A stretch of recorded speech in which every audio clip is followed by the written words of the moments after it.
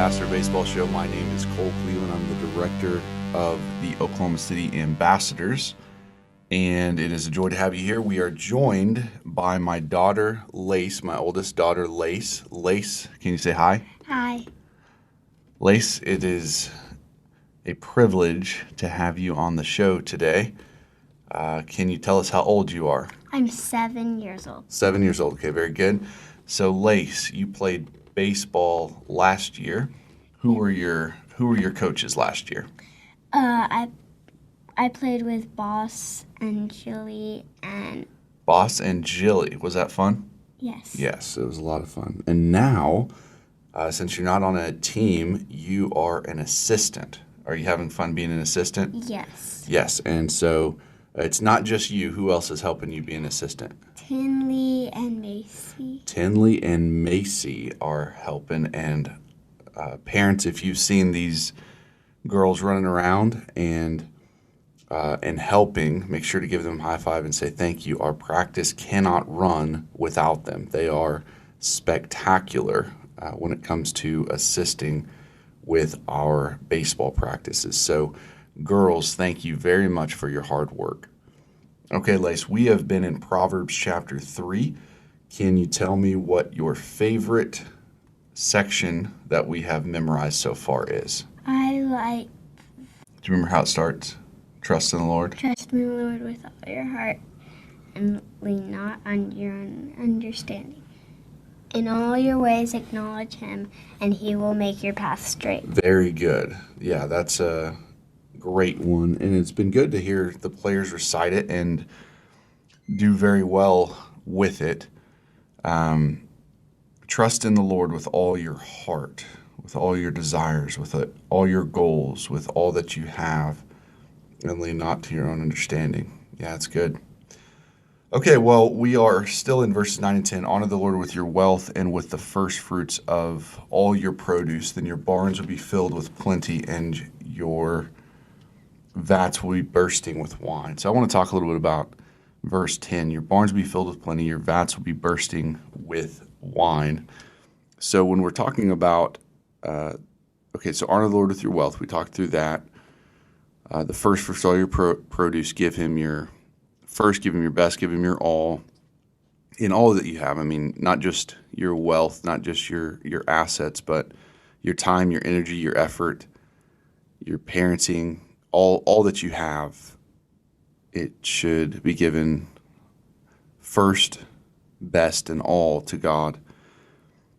The result of this is that your barns will be filled with plenty. I want to stop here for a second. So the physical blessing here, or the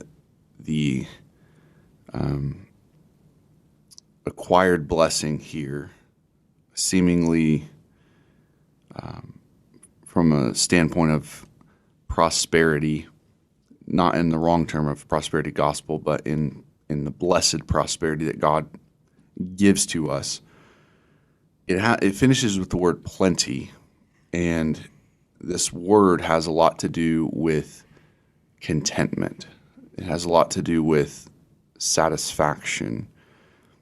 And it's important to note that the promise is not that your barns will be bursting, will have more than you can possibly imagine,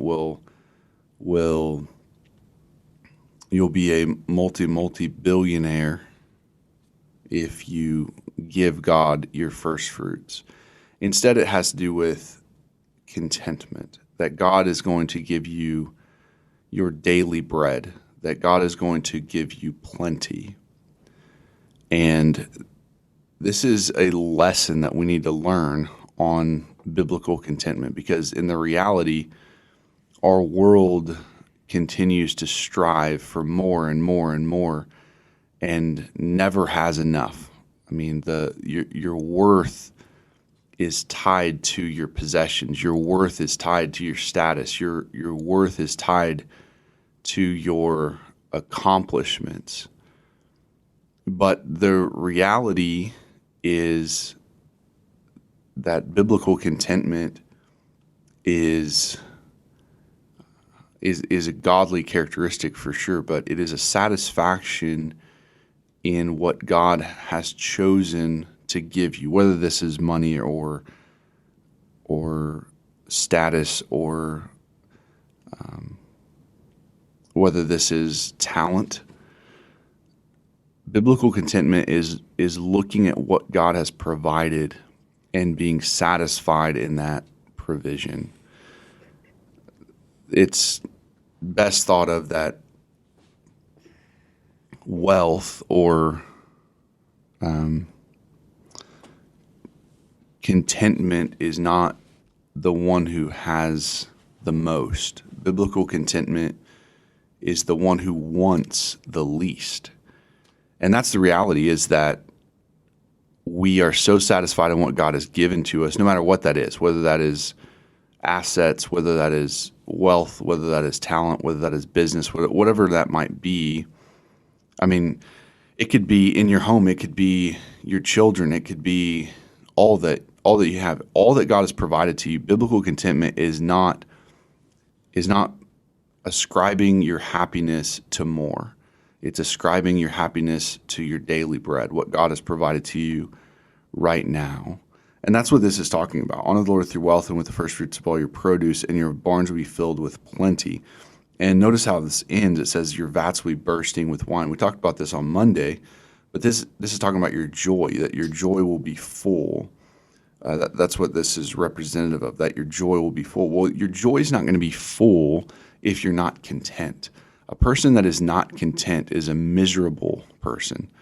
But biblical contentment with godliness, as we see in 1 Timothy, this is a virtue. This is a Christ-like characteristic, that we should find joy in the plenty. We should find joy in the provision of whatever God provides to us.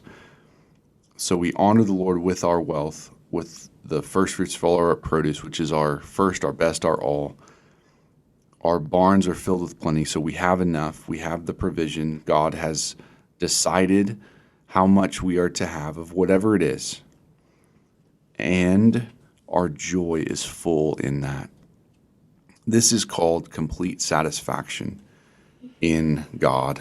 And this has to do with, of course, loving the Lord your God with all your soul. Your soul is representative of your satisfaction in life. That it's not tying your satisfaction to worldly possessions. It's not tying your satisfaction to wanting more and more and more and more.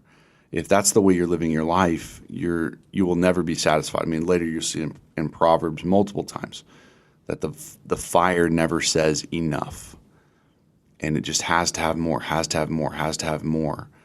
And that's in all honesty, in America, we have made a virtue out of ambition, out of selfish ambition. And we've said, oh man, that guy has selfish ambition. That guy has ambition, right? No, the biblical characteristic is contentment. That doesn't mean you can't strive. That doesn't mean you can't aspire. That doesn't mean you can't work hard. But the fruit of your labor, or your barns being filled with plenty, is a work of God. I mean, somebody could work as hard as they possibly want to work. Somebody can do as much study as they want to do, but the fruit or the blessing is determined by God.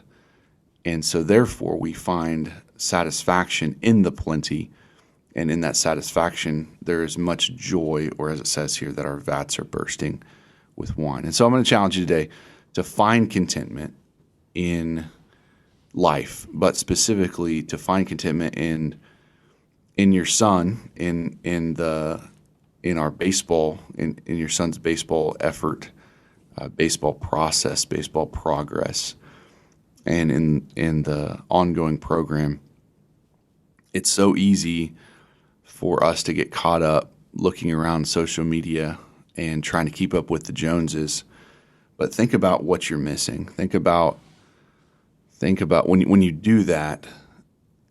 Think about the values that you gain in finding biblical contentment in what God is doing. God is powerful enough to fill your barns with plenty, and God is deserving of your joy being full. And so think on that, ponder on that, and consider what it means to give God your first, your best, your all, to be satisfied in that, and to find joy in Him. Lace, did you want to add anything else to our show today? No. Did you want to say anything to Macy or Tinley?